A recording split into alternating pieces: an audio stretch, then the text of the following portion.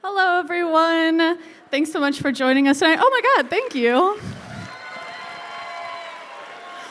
My name is Katie O'Reilly. I'm the programmer here at Chicago Humanities, and I'm here to introduce the second part of our event here tonight, the conversation between R.L. Stine and Chris Borelli.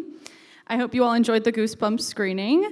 If you were feeling a little frightened, I get it. I used to get nightmares just from the covers of the books when I saw them on my school bus, but there shouldn't be any jump scares in this part, so you're safe. We're very excited to host this program as part of one of many included in our fall festival, which features over 60 compelling conversations, powerful performances, and other events across the city. Before I introduce the modern master of horror himself, I quickly want to give a special thanks to our sponsors, our presenting partners, Good Chaos, Friedman Properties, and the Robert R. McCormick Foundation, as well as our fall season sponsors, Wintrust and Southwest Airlines.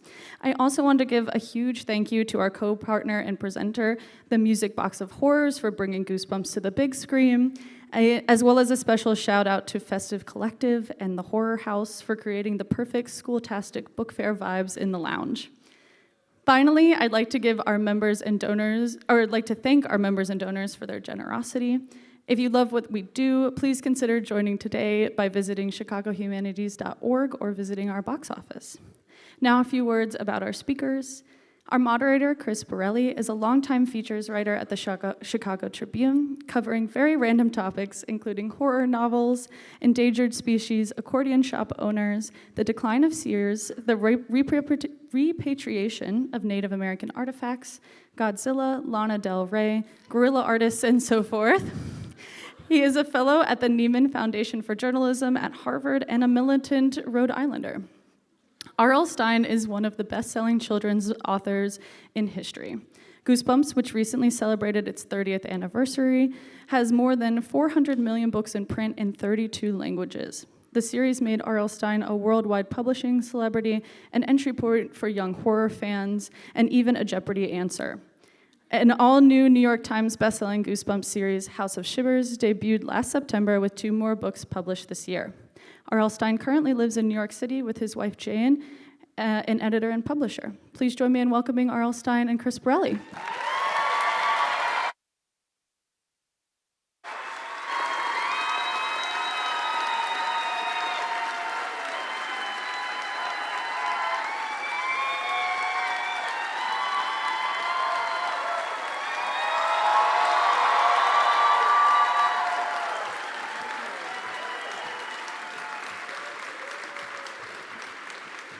Thank you very much. Thank you all for coming tonight. Wow, what a crowd, what an ugly crowd. Nice. Before you talk, I want to tell you why I'm especially glad to be here tonight. Okay, this is why I'm especially glad. I did a book signing in Baltimore a few weeks ago, and a teacher came up to the table and she said, "Can I have my picture taken with you? The kids all think you're dead." That's why I'm especially glad to be here. I have a question about your death at some point here, too. I'm not kidding. So I thought we could start I'll start in a personal way. I wanted to recite a few of your favorite, my favorite titles of some of your books. For a reason. Yes. Little Shop of Hamsters, The Blob That Ate Everyone, Escape from Camp Run for Your Life, Heads You Lose, The Abominable Snowman of Pasadena, that's my favorite one, The Egg Monsters from Mars, I Live in Your Basement. So the reason I'm mentioning that is because, is it true that you start with the title? You don't have an idea necessarily. No, I don't try to. You go backwards. People always say, "Where do you get your ideas?" I mean, that's the most asked question of any author. And of course, there's no answer to it. Anything an author will tell you, an answer to that question, garbage. It's all garbage. Because you don't know, where do you get ideas, right? We all get ideas. I don't try to think of ideas. Well, for one thing, I've done every story. There's nothing left. So I just try to think of a good title. And then the title will lead me to the story. One day I was walking my dog in the park. I live in New York. And these words flashed into my mind. Say cheese and die. I thought, where did that come from? I don't know. But I thought, good title, and I started to think. What if there was an evil camera? What if some kids discovered it? What if it took pictures of bad things that happened? And that's really how I do every book. Sometimes I'll have an idea for a book, and I can't think of a good title, and I throw out the idea.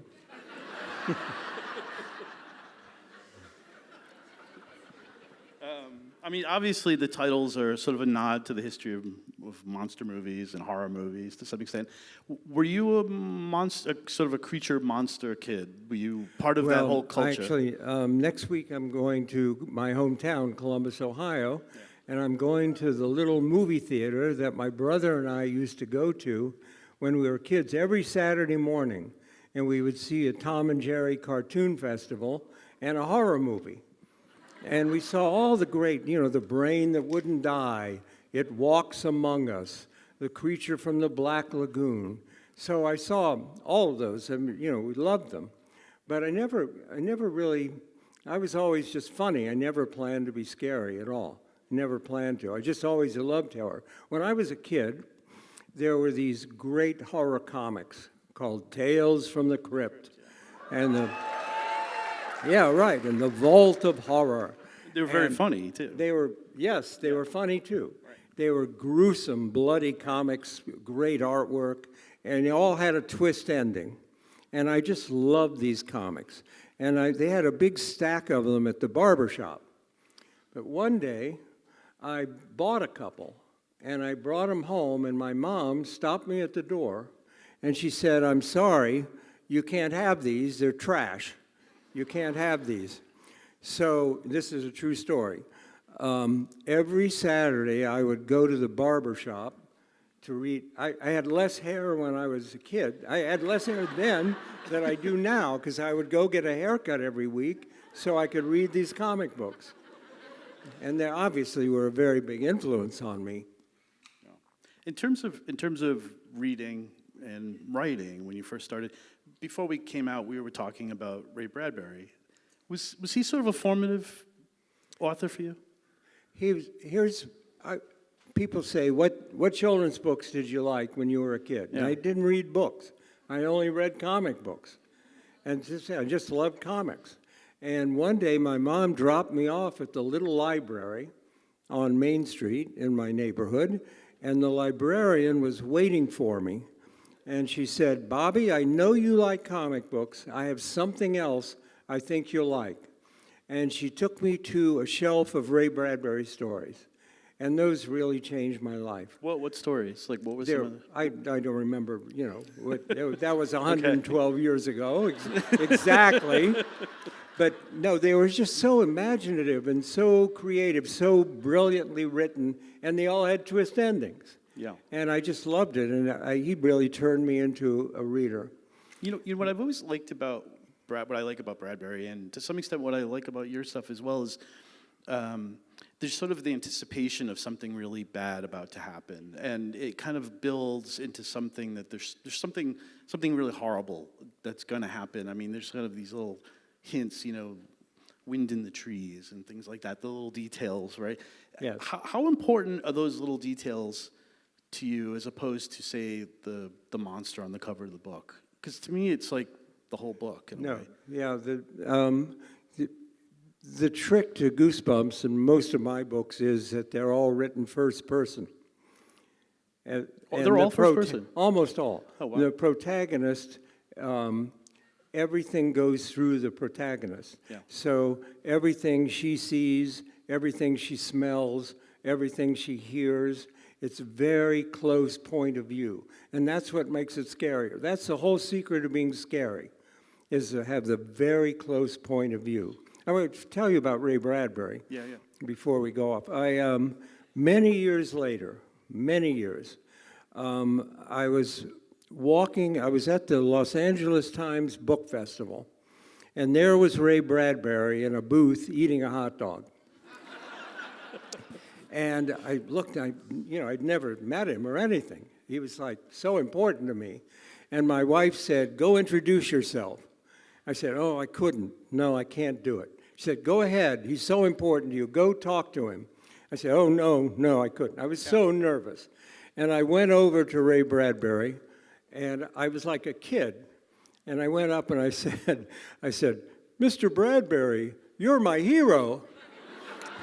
And he turned around and he shook hands and he said, well, you're a hero to a lot of other people. Oh. And I burst into tears. Did you really? No, it was really so cried? embarrassing. It was like, when something's too nice, it's just too nice, right? It was like this amazing moment. But what a wonderful thing. It's just one of my great memories. So wait, just to go back to one thing you just said, you've never used third person in a book or anything. I'm actually writing one right now that's third, but I'm almost always first person. Yeah. Just because I can make it scarier for kids. Right. Has Well, that's it. I mean, obviously, I like scaring kids, right?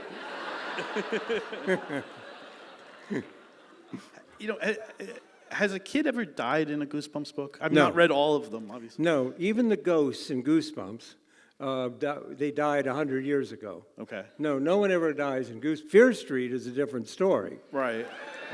Fear Street. Thank you. Hey, thank you. You know, we have a new Fear Street movie coming next year.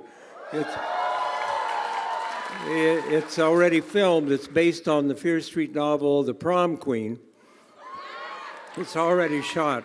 Hey, we kill a lot of teenagers in Fear Street. Why is it? Why do people love it when you kill teenagers? I don't know why they like it so much. But anyway, and no one's listening, right? We have 3 more Fear Street movies in the works. But no, I didn't tell you that. I didn't tell you that. I mean, having said that, then how much do you want, in terms of Goosebumps, how much do you want a kid to be scared? Like, I mean,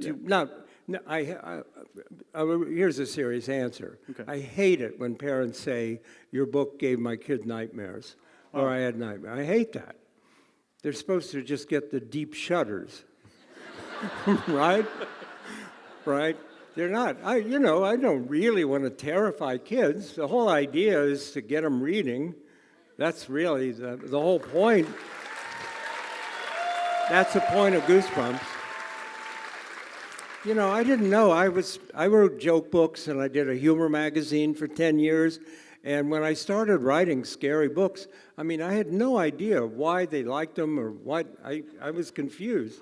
Mm-hmm. And I would go into schools, seriously, and I'd say, why do you like these books? And every time they said, we like to be scared. and I, after a while, I realized kids like to have these scary adventures. Right. They like to be scared when they know they're safe at the same time. When they know they're in their room reading, they're out fighting these monsters, but they know they're home safe, and they know that every book has a happy ending. They have to have happy endings. Is it true that they didn't really take off right away, the books themselves? They didn't. The series didn't necessarily catch fire immediately. It took a little bit. Yeah. No, it sat there on the shelf. We put out 2 or 3 of them, and they just sat there. I think today they would have been just taken away. So word of mouth then, I suppose. But after like 4 or 5 months, kids discovered them. Some secret kids network. I don't know. We didn't advertise. No one knew me. I don't know how. Somehow kids found them. They brought them into school, and it was just word of mouth. Uh-huh. And they just caught on all over the world. How lucky was that? Yeah. Pretty lucky, right? I mean, can you talk a little bit about that? The idea, it was sort of a radical idea at the time, right? Like, what was I guess what I'm trying to ask is, what was the first meeting on Goosebumps like? When somebody came to you? Well, I didn't want to do Goosebumps. Yeah. That's the kind of businessman I am.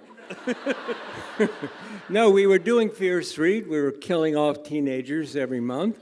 And Fear Street was doing very well, for teens. And my wife and her partner had a company called Parachute Press. And they said, no one has ever done a scary series for 7 to 12-year-olds.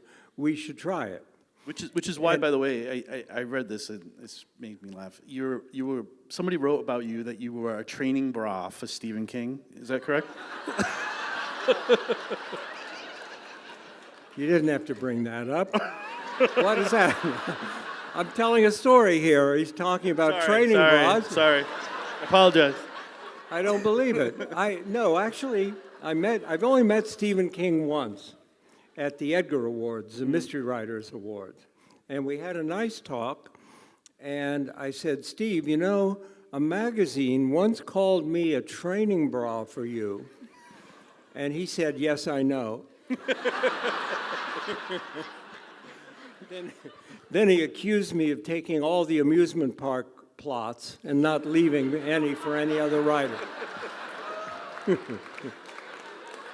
Yeah.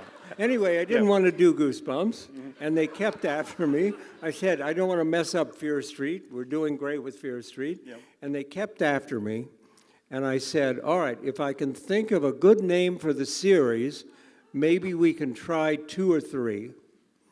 So I'm trying to think of a name for the book series. And one day I'm reading TV Guide, and in those days, TV Guide had all the TV listings in the middle of the magazine, everything that was on. And I'm going through, and there's a little ad at the bottom of a page, and it says, it's Goosebumps Week on Channel 11. And I just stared at it. I said, that's perfect. We'll call it Channel 11.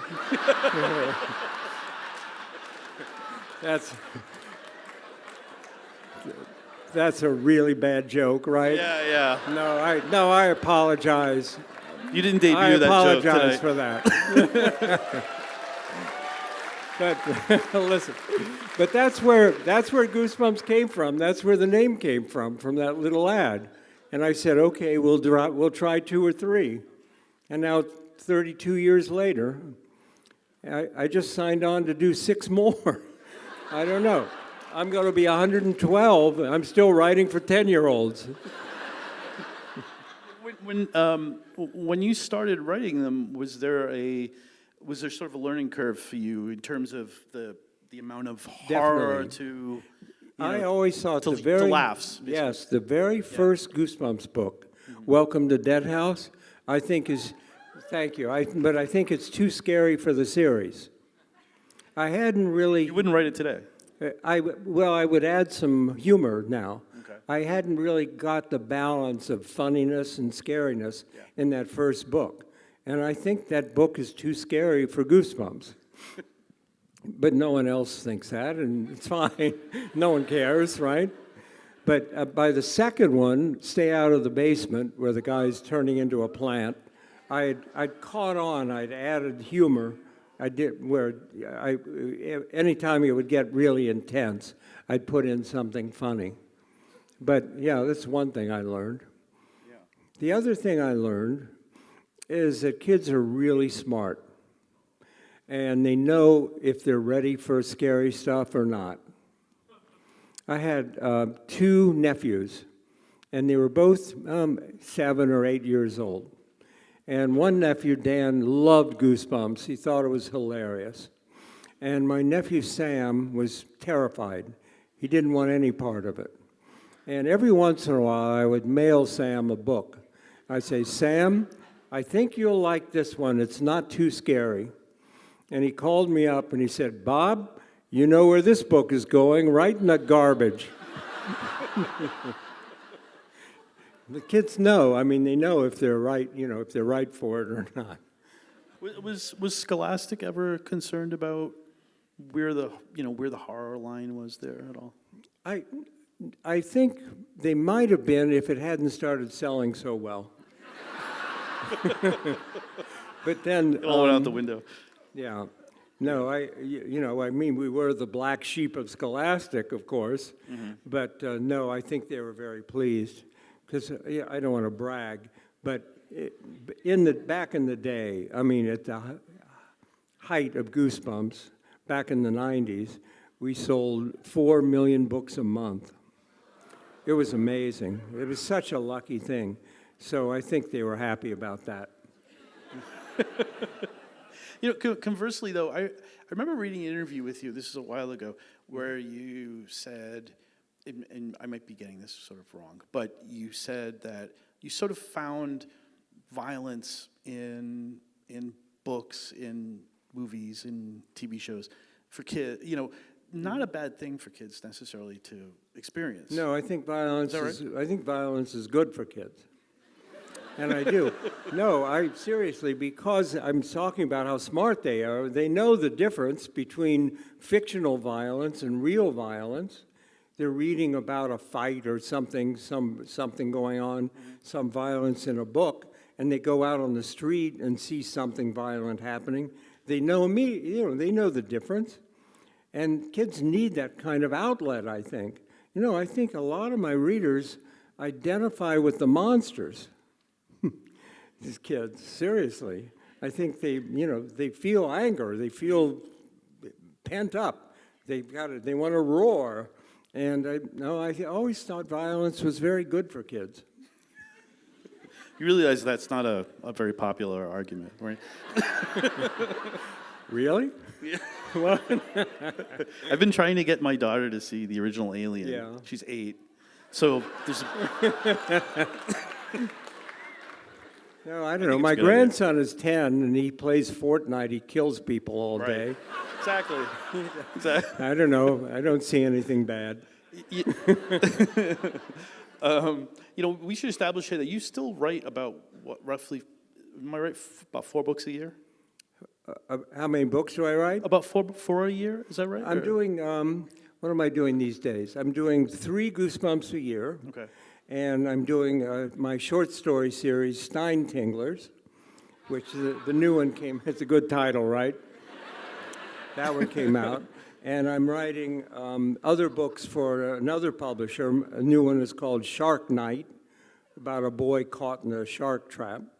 And I'm writing comic books. I'm doing graphic novels. What's a shark trap? I've never heard of a shark trap. It's a big water tank. Oh, okay. And it's okay. It's a TV show, and they're supposed to lower an old shark, toothless shark down, and the kids they're filming it, but they send the wrong shark down. That's how it starts out. I'm doing graphic novels. I'm for Boom Studios out in L.A., and my new is called The Graveyard Club. And I'm having a lot of fun. Now I'm writing comic books. I've come like full circle. Yeah. I'm really having a good time with that. Do you... Thank you. Do you write every day? Then Yeah, I guess you have to. Pretty much. Yeah. But I have great hours. You'd kill for my hours. No, you would. I write from 10 to 1 every day. That's it. Then I'm done. Then I take the dog for a walk. That's good hours, right? 10 to 1. Do you set a number of words or anything like that? Yeah, I set a limit 2,000 words a day, which is about 10 pages. Okay. It's factory work. Right? And I have this game I play with myself. When I hit the 2,000th word, I just quit. No matter where I am. Really? No matter. Yeah. Oh, 2,000, goodbye. And that's it. But I do write at least 6 days a week. Okay. I mean, I'm sure you get asked this, but you don't use any ghostwriters at all. I don't use what? Any ghostwriters whatsoever. You don't have a... Too egotistical. I can't let somebody else do it. Right. No. Also, I love it. I don't know why. Why do I like it so much? Mm-hmm. I mean, I still look forward to it. I mean, I'm 9 years old. I'm in my room with a typewriter, typing. Why? Why did I think it was so interesting? And I'd be, my parents didn't understand at all. My mother would stand outside the door and she would say, "What's wrong with you? Stop typing. Go outside and play." Worst advice I ever got, right? Stop typing and go play. Yeah, but I've been writing since I was 9 years old. Do you think of the books to some extent as as a formula? Do you see a formula in the books? I wish there was a formula. Yeah. Everyone always says, "Oh, he found the formula." Right. What's the formula? What is it? Somebody tell me what the formula is. It would be a lot easier. No, it gets a lot harder. It's actually a lot harder for me, mainly because I've done everything. And it's a real challenge not to repeat myself and not to, to keep coming up with new things. I was on a TV news thing this morning, and it was talking about Slappy the Dummy. And everyone, yeah, I know. But everyone, that's the biggest character I've created, most popular. At Halloween time, thousands of kids go out as Slappy. That's really a thrill for me. But Slappy's my favorite character and my least favorite character. He's my favorite character because people like him so much. He's my least favorite character because I'm sick of him. I didn't tell you that either. No, I've had to write 15 books about a dummy that comes to life. That's hard. And I even killed him in one book. I wrote The Ghost of Slappy. But I had to bring him back. No, I mean, that's a lot of books. I did a talk like this in Toronto a few years ago at a big theater like this, and 40 people came dressed as Slappy. And I brought them all up on stage. It looked great. And I was looking at them and I thought, I should be in the red bow tie business. Forget books. We should be selling red bow ties. Do publishers ever reject a Goosebumps story idea? Right now, I've written one that my editor hates. It's Really? seriously, Really? yeah. No, but they've never rejected. I've had one. It was a cat book. I don't remember. Curse of the. I don't know. It's too many books. I can't remember. I had to write it 3 times. What's the one he hates? What? What's the one that's hated right now? That I'm writing now? Yeah. It's called The Last Sleepover. It's for next year, and my editor just hated it. Why? Well, I haven't talked to her yet. I've been dreading it. I know I have to deal with it when I get home. So I mean, see, it doesn't get any easier. Yeah. But I'm so lucky. I have really good editors. Well, I just wonder what the threshold is for rejecting a Goosebumps. Yeah, story well, they at this don't point. really reject them, but Right. you know why? Because I have to I do an outline of every book first before I write it, and I submit the outline. Okay. So if they don't want the book, they don't accept the outline. I outline every book I write first. People hate outlines, right? Everyone hates to outline, but I can't work without it now. And when I sit down to write the book, I know everything that's going to happen in the book. I've done like a 20-page outline for every Goosebumps book. And it's got chapter 1, chapter 2. And I know that way this is how I can write so fast, because I do all the thinking first. And then I can just enjoy the writing. So you're physically putting the outline, you see it while you're writing. In Yeah. other words, it's right there. What? You can follow it. It's like I do follow it. Yeah, I have it right there. But I'm saying that's like a map to what you're writing. Yeah. I have dialogue in it and every chapter ending in the outline. I do all the work first, and then the writing's fun. But kids always say, "What do you do about writer's block?" But how can you can't have writer's block if you have it all planned out first. You know where you're going. Mm-hmm. Do you ever steal ideas? I can't hear Do you ever steal ideas? Do I ever what? Steal ideas. Oh, always. Yeah. What do you mean? Ever read Agatha Christie? Yeah. Ever look at the Twilight Zone? Sure. Yeah. I mean, there's that's homage. And then there's it's steal. homage. Right. It's not stealing. Right. Sorry. No, you know, authors get ideas from everywhere, and I get ideas from other writers all the time. From reading, I read a lot, and other ideas, and ideas from movies, things that, you see it, and then you think, what could I do different? Yeah. And, you build off that. But, yeah, I steal a lot. But you're not a horror reader, though, right? You don't read horror novels or anything. No one's listening, right? I'm not really into horror. I know. No, I read mostly mysteries and thrillers. I was on the board of the International Thriller Writers for a long time, and I got to know all the writers that I read, Michael Connelly and Harlan Coben and Lee Child and all those people. They're all friends of mine, and that's mainly what I read.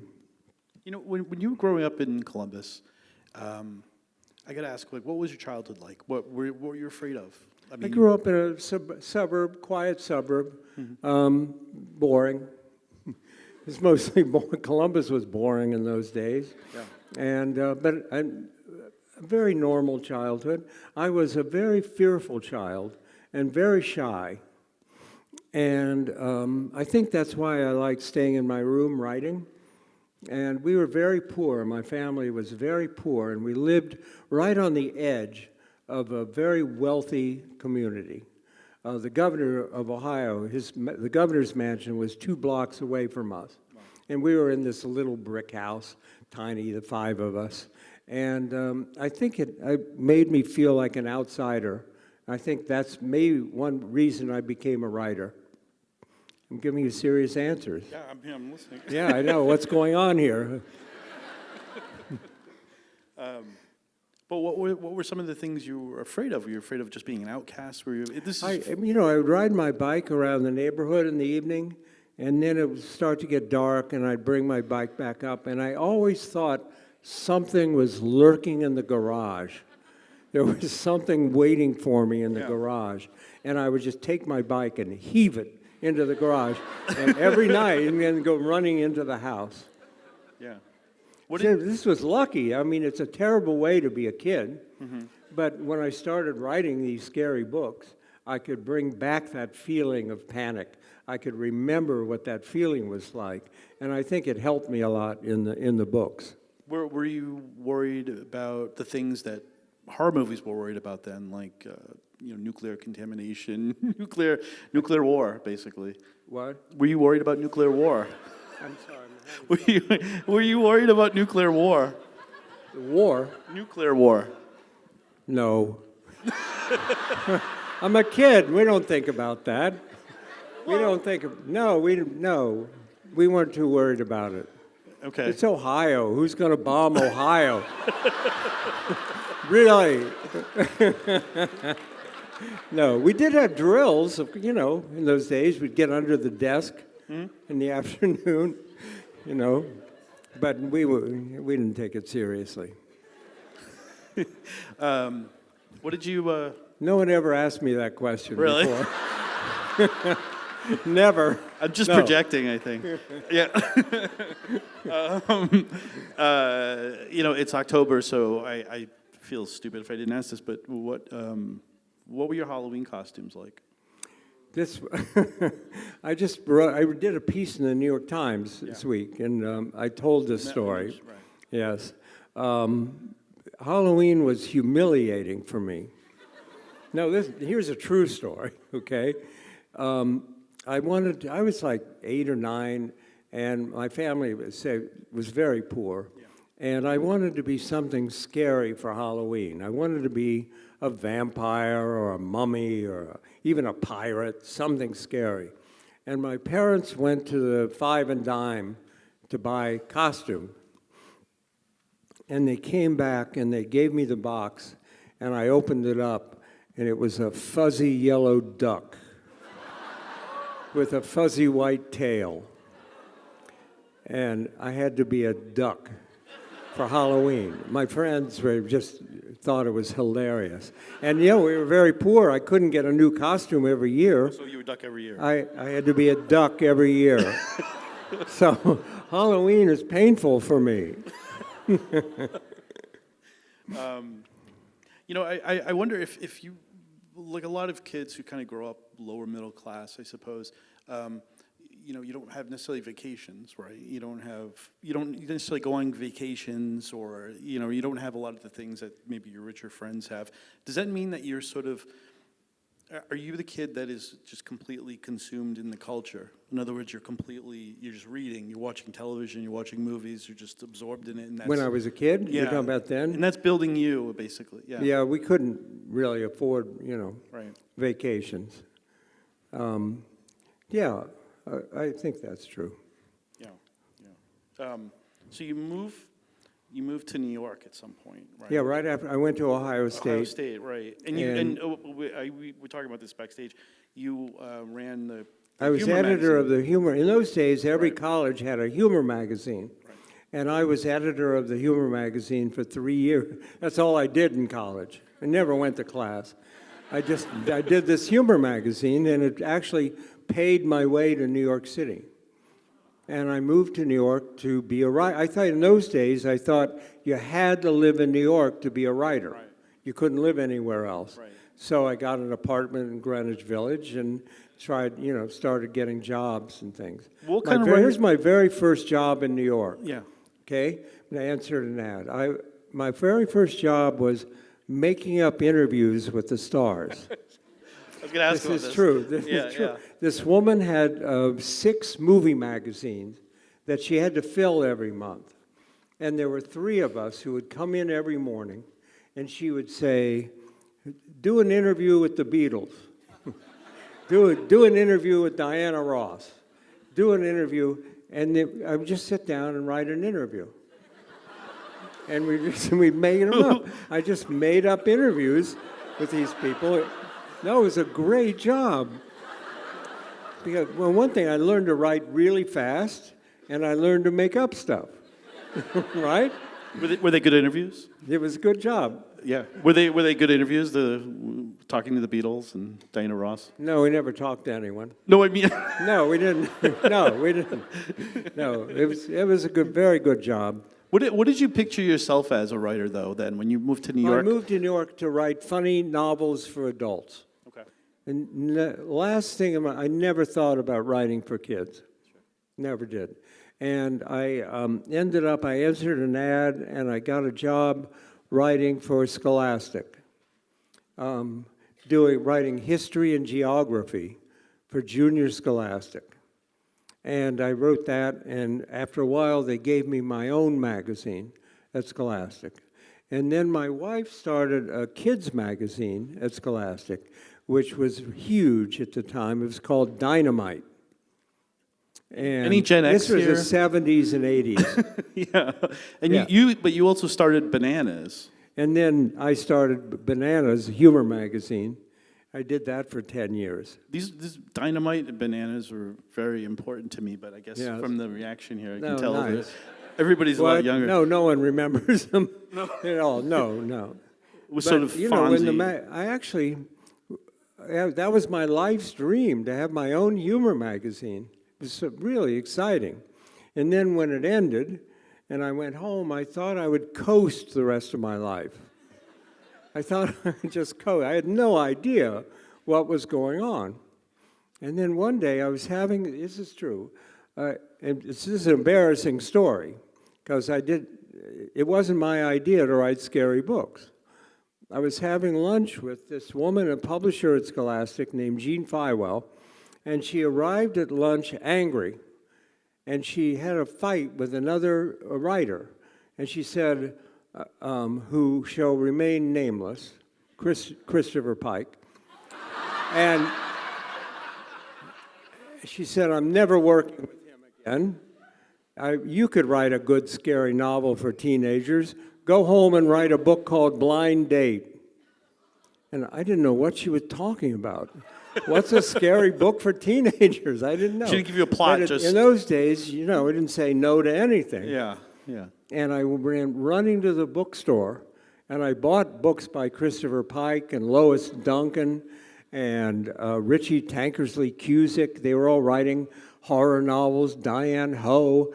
They were all writing, and I bought all their books so I could see what it was about, and then tried to figure out what I could do a little differently. And this book, Blind Date, came out. It was a #1 bestseller. I thought, wait, what? And I thought, yeah. And a year later, she asked me to write another one. I wrote one called Twisted.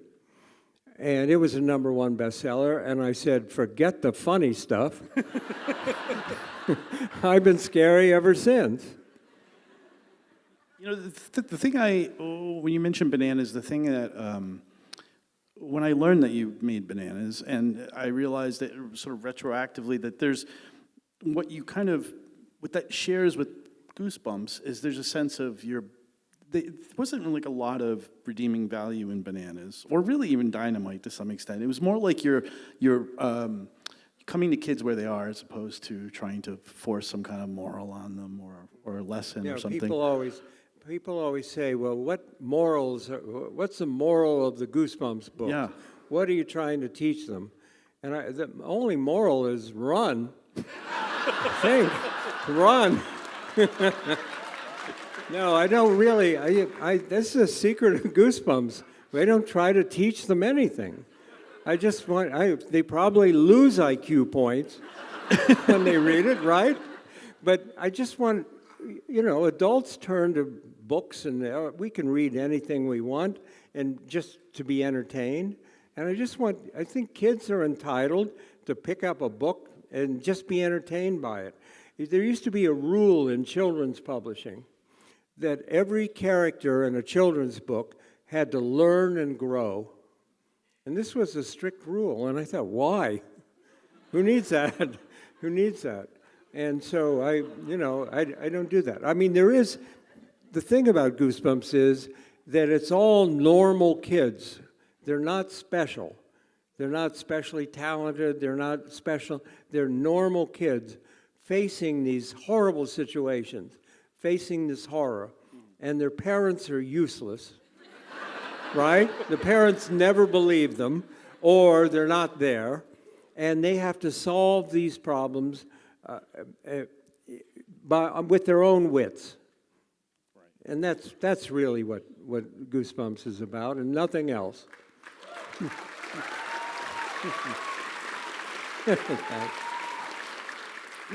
So you've never thought of them as, even after the fact, that, this is sort of a metaphor for fear or for growing up or anything? That's too deep for me.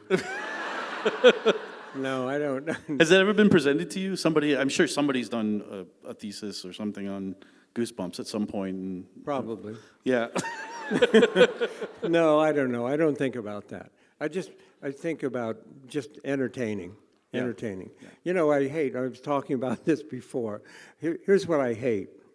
I hate authors who come into schools and they have an assembly and they say, write what you know, write from your heart, always write from your heart. Those kids will never write another word. Right? Yeah. No, they won't. I've written over 300 books. Not a single word from my heart.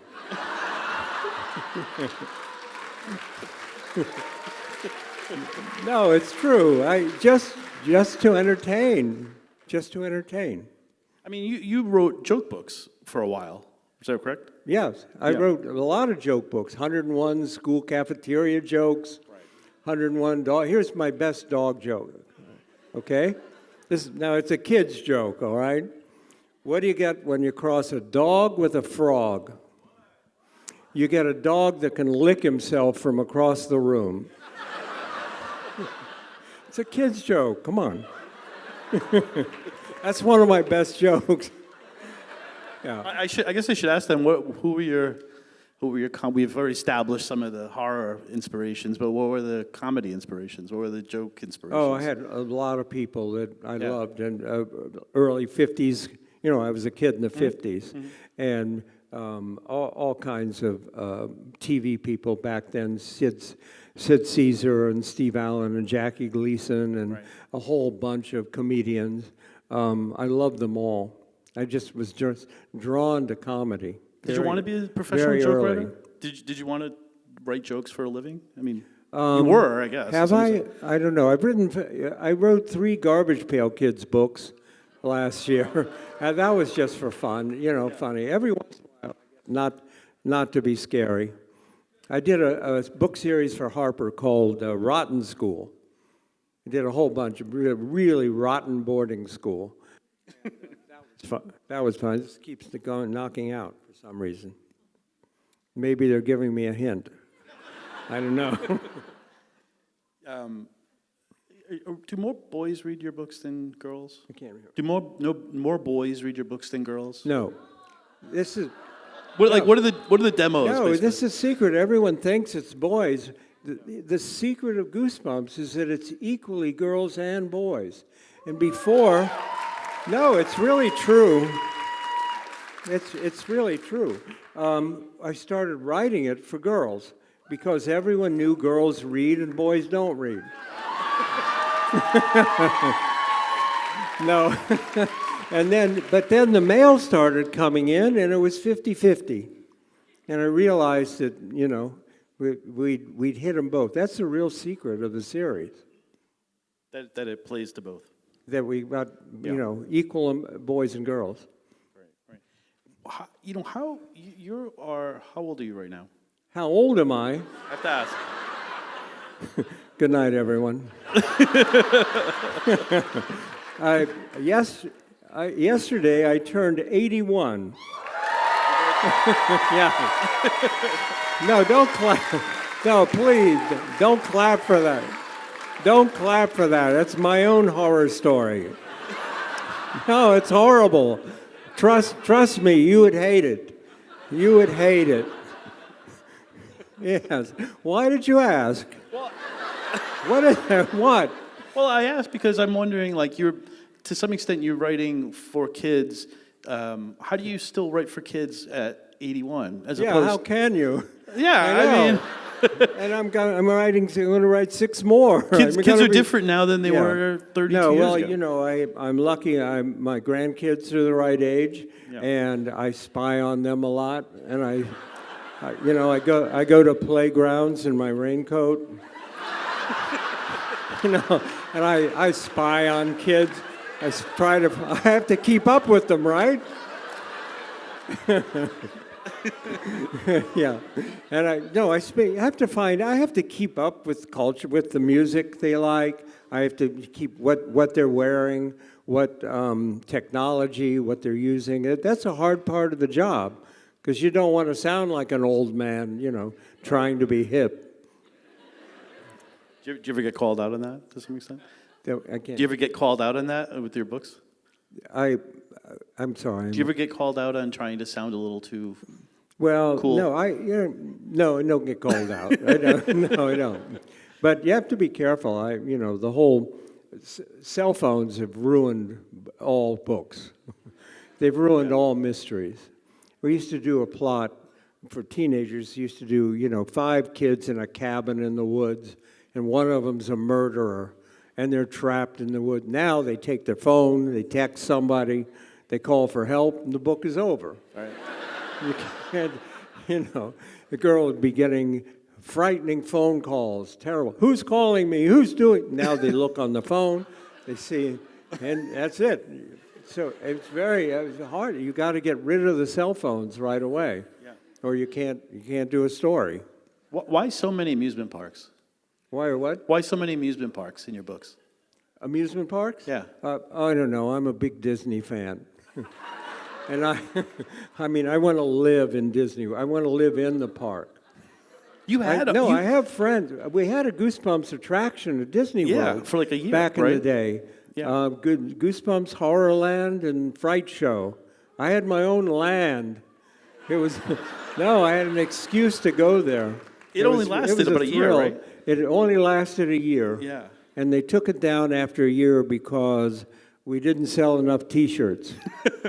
No, really, that's all they cared about. We didn't sell enough shirts. Wow. But that was a thrill for me. And then I had this idea a while long, what if to do a reverse Disney World, to do, Horrorland. What if there was a park with, and I did a lot of books based on that, and that was fun. So we have to wrap this up in a minute here to do Q&A with the audience. And this being the 32nd year of Goosebumps, I think in the event of your untimely demise... I don't... I don't believe this guy. Really, I can't believe this. No, go finish your sentence. Well, I was going to say, does this series continue after you, specifically? Will it continue? Mm-hmm. Probably not. Who would do it? Nobody will pick it Who up. would be crazy enough to do it for 30 years? No. Yeah. I don't even think about it. There's still Family Circus, and Yeah. Yeah. No, no one ever asked me that. Right. okay. Well, then let's finish Yeah. this with Yeah. what goes on your gravestone? What's what? What goes on your gravestone? I think it's a fair question. You write a lot of horror books. What goes on your gravestone? My tombstone? Yeah. My tombstone sorry. is going to say, check, please. I'm sure of it. You're surprised I had an answer. Yeah, I am. Yeah, you are. Yeah. Are we done? I think we're done. I think we're done. I really think Let's just we're leave. done. Thank you.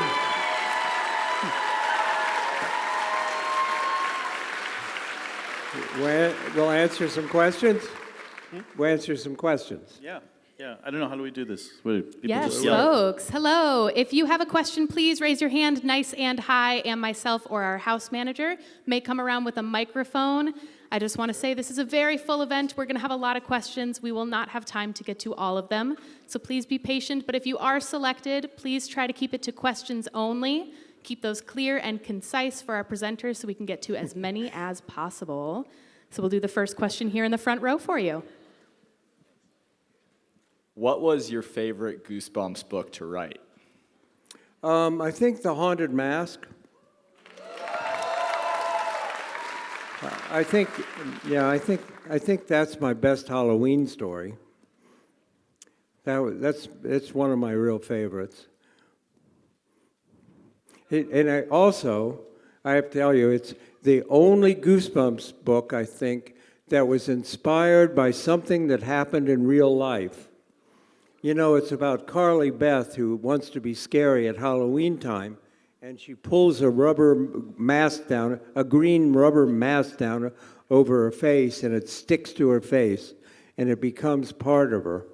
And the idea for this book came actually from my son, Matt. He was a little guy. It was Halloween time, and he was like 4 or 5. He was down on the floor in the living room, and he was pulling a green rubber Frankenstein mask down over his head, and then he couldn't get it off. And I'm watching from the doorway, and he's watching him, and he's like tugging and tugging. And I thought, what a great idea. I should have helped him, right? I should have helped him. Instead, I said, great idea for a book. I started writing notes, the poor guy sitting there. And that's actually where that book came from. We have another question about middle of the house to your left. Hi. So the PC game from the 90s, Escape from Horrorland, had a major, major impact on me as a person.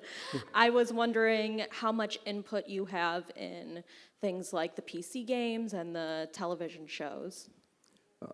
Pretty much none. Other people do that. And I like with the Goosebumps movies where Jack Black played me, they don't want the author around. They want to do their own thing. Did you see those movies with Jack? Jack and I are like twins, right? We had a great time. He's really a terrific guy. And my only input in those movies, I got him to take out a couple Stephen King jokes. And that was it. But I got lucky because the movies were really good. Yeah, they didn't have to be, but I got lucky with that. No, usually I don't have a whole lot of input on other Goosebumps products. We have another question to your right over here. In your Haunted Mask book, when the little girl had her costume from her mom, was that from your own experience? And she gets a duck costume? Yeah, I took that for my life. Oh, right, right.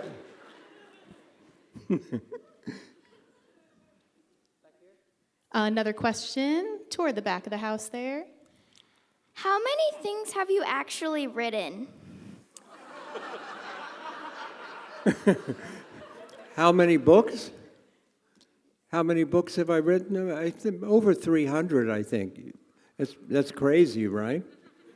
That's pretty crazy. I got a letter from a boy last week. It said, "Dear R.L. Stine, have you written anything that I've read?" That's a good one, right? Yeah. And a few weeks ago, I got a letter from a girl who wrote, "Dear R.L. Stine, you are my second favorite author." That was the whole letter. That was it. Another question in the middle of the house over here, a bit to your left. How do you make your book so suspenseful? I think they're suspenseful because there's so many surprises. And I try to have like a big surprise in every book. And I think that's it. There's a line, we're talking about Jack Black playing me in the Goosebumps movie.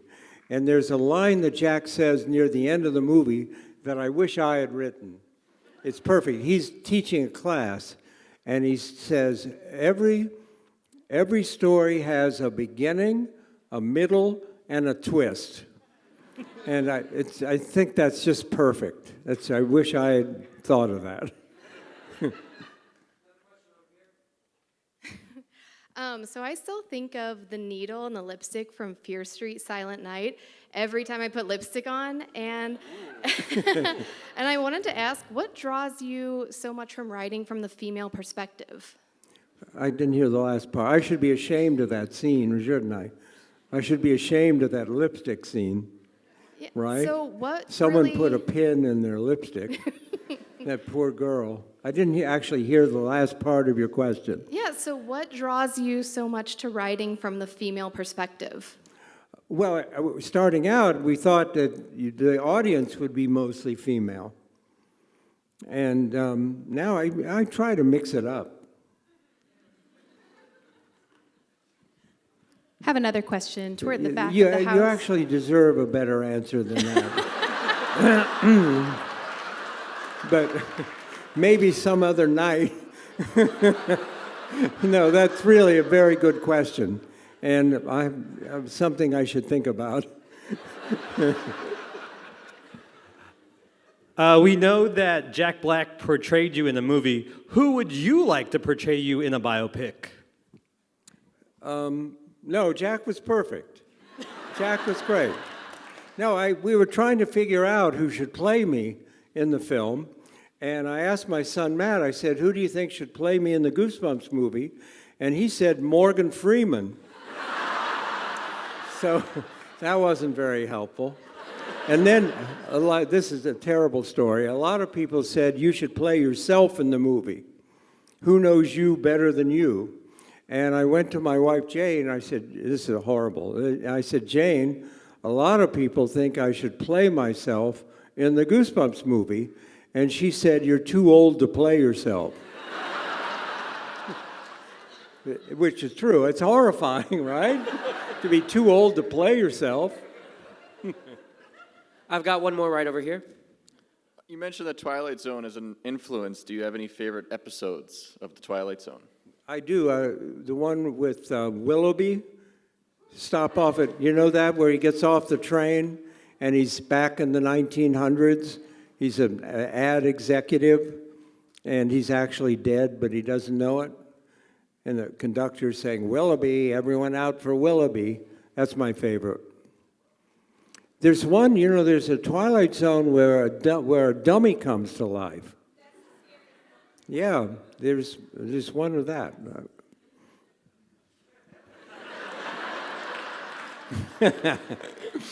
Have another question right in the middle here. So you mentioned parents coming up to you asking about the morals of your story. I guess, have you ever had any kind of crazed parents come up to you with really negative responses to your books. My parents used to throw my books away in the trash, so I'm just Yeah. curious. Yeah. No, you get a lot of negative talk from parents. Back in the 90s, there was a woman, I'm trying to remember her name, who made a living by attacking Goosebumps. And she would write articles and go on TV shows and say, Goosebumps is like pornography. And the kids get a thrill just like pornography. And people loved her. She was around for a long time. Yeah, there was a lot. Nobody had ever done a scary series for this age group before. Also, the covers are much scarier than the books. So, always. And so back in the day, there was a lot of criticism. There was. And it was one of the most banned books of the 90s. Yay!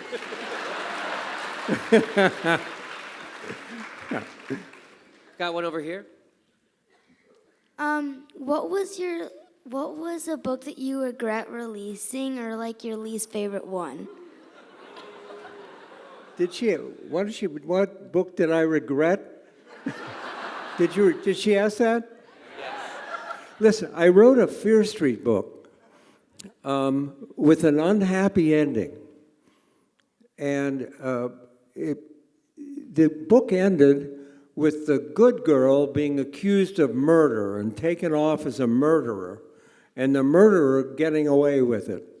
And I wrote it just fun for me, just to try something with an unhappy ending. And kids hated that. They hated it. They turned on me immediately. No, I got mail immediately. Dear R.L. Stine, you moron. How could you do that? Dear R.L. Stine, you idiot. Are you going to finish the story? And the book haunted me. I would go to schools, and every time some kid would raise his hand and say, why did you write that book? Why did you do that? And I actually had to write a sequel. I wrote a sequel to make it a happy ending. And I've never done another unhappy ending. They all end happy. Another question all the way to your right over here. A lot of your books have been recently adapted with kind of an amalgamation of a lot of them.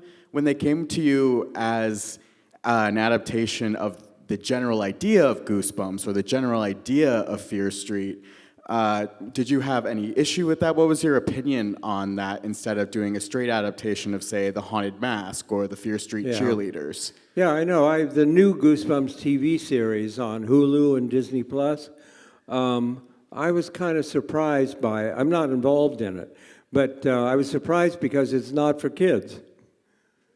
It's it's Goosebumps, but it's actually for teenagers. I think they're trying to do Stranger Things. And also, I think the new Slappy is very ugly. I think he's really ugly, the new version. But there's a new season starting, a second season of the Goosebumps show starting January 10th, 8 more episodes.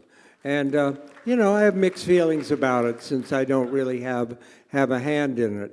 But I'm very pleased that when they do so well. And I really was shocked by the 3 Fear Street movies because they were really splatter movies. We were really slicing up teenagers.